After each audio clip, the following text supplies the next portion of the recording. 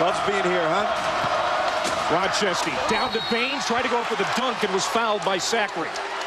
Well, notice how Rochester avoided the charge. He came up in the lane on this play and did not penetrate all the way. This is a very clever player. Got called for a charge at the end of the first half, made his own mental adjustment, and right there gives Baines an opportunity at the free throw line. Second personal foul on Zachary. That's what you like to see from players, Clay. You want to see them see how the game's being called, see what's going on in the game, and make adjustments. And I'm not talking coaching adjustments, I'm talking player adjustments. Mark Few waving his hands on the sideline. He wants Pargo to push the ball up the floor more quickly. He thinks that they can get something going in transition. He doesn't like this 5-on-5 stuff. Pargo went out to Bolden on the wing, and they're going to say that it was touched.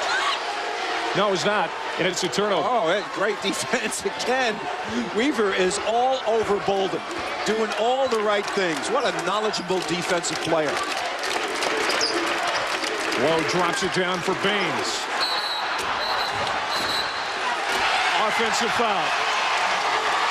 Baines can't believe it. But what he doesn't like is the official at half court called the play, and the official under the basket, who was right next to him, said nothing.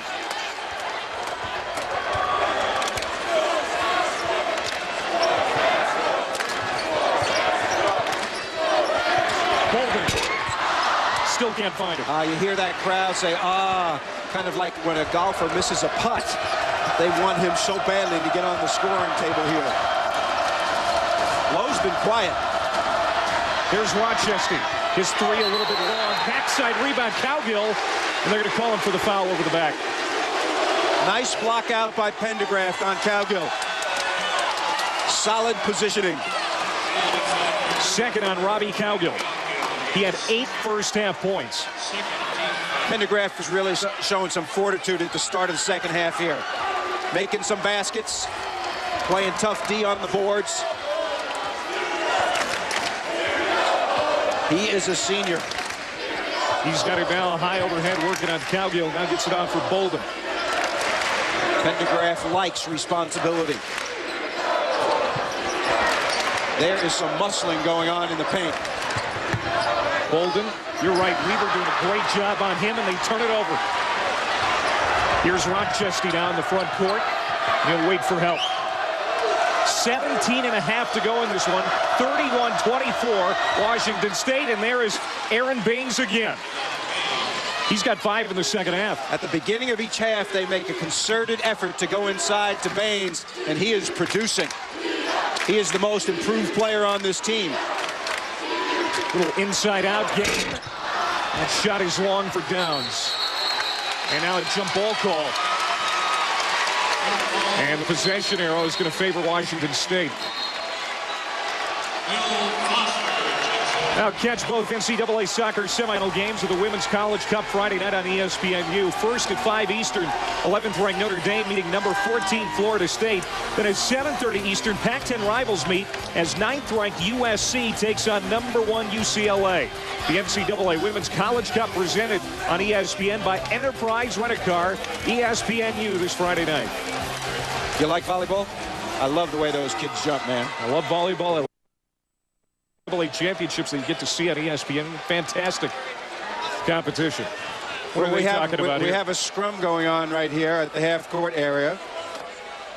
Chase Buttinger, the great player from Arizona, was one of the country's best young volleyball players. I don't know what they're talking about right here. Sounds like the clock. Apparently it didn't start. There's a discrepancy.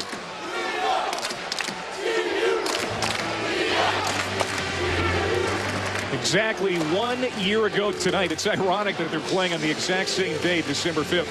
Washington State beat the then 18th ranked Zags 77-67. That snapped that 7-game losing streak to Gonzaga. We talked about it. It just instilled new life into this rivalry, because you might even argue it wasn't a rivalry before that. Well, I think you can argue that. And of course, in that game, Heifeld, who's the guy who has a broken foot, who's their best interior player, had 22 points. And Derek Ravio graduated. He had 20. So those were the two best players in the meeting, and they still lost. And, of course, the more experienced players are on the Washington State side in this game. The guys who are the main guys this year were big players, other than Pargo, were big players in that game last year. Let's go to Andy Katz. It's actually a friendly rivalry now. That's the biggest difference. You know, when they were playing Washington, it was a hated rivalry, not just with the fans, but also there's a lot of mistrust with the two coaching staffs from Washington and Gonzaga. They don't have the same emotions against Washington State. They don't really recruit for the same kind of player as they do with the Huskies. And now that series is off. Washington did not want to continue the series. The Zags wanted to continue to play in Seattle. They do play a game in Seattle, the battle in Seattle. They've got Tennessee there on December 29th. They've played Missouri there, Oklahoma State. So they like having a presence in Seattle, whereas Washington kind of had a little bit of an arrogance thing where they were saying, you know, we don't need this game anymore. We scheduled Pittsburgh. For Washington State, this has become their biggest non-conference game. And as Tony Bennett said before the game, they hope they can continue to make it a rivalry by actually winning some games. And they did last year. And right now they're looking for 2 in a row. We're going to go back to 17:43 on the clock, by the way, gentlemen. And getting back to what Andy said there, Coach. Yeah, Washington was ranked last year when they took on Gonzaga, but just based on geography, this is a little bit better rivalry. Pullman just 80 miles down the road. That certainly plays into it. Yeah, you know, there's a lot of things that go on with creating rivalries, and this would be one that would have to be created because, you know, they haven't had much of a rivalry at all. But two young coaches, two guys who have established themselves. And, of course, you know, I mean, something has to do with league play as well. I mean, most of your rivalries are going to be in your own league. So the West Coast Conference, Gonzaga and St. Mary's have developed a keen rivalry. And, of course, everybody in the league wants to play and beat Mark Few. Yeah. So, you know, that's what the burden that he carries being the architect of this program. And, of course, for Washington State, I mean, you know, they've got to beat UCLA and Stanford and USC and those kind of teams. So the proximity, I think you're right, is one that will lend itself for this becoming a rivalry. Derek Lowe frees himself. It rolls out. And Pargo, another rebound. Boy, for a guard, he is in there banging his body around. I think point guards should be good rebounders because their man does not go to the offensive boards at all. So it's logical that they would be the fifth guy in there rebounding.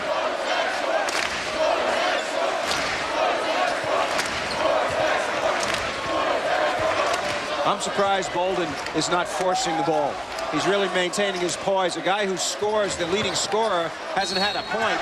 Usually he would try to be forcing something. Downs the basket and the foul. Second personal on Weaver. We've mentioned before what great hops Downs has. He curls off this screen. Bolden can take part credit for this one. He set that screen so he got some space on Weaver.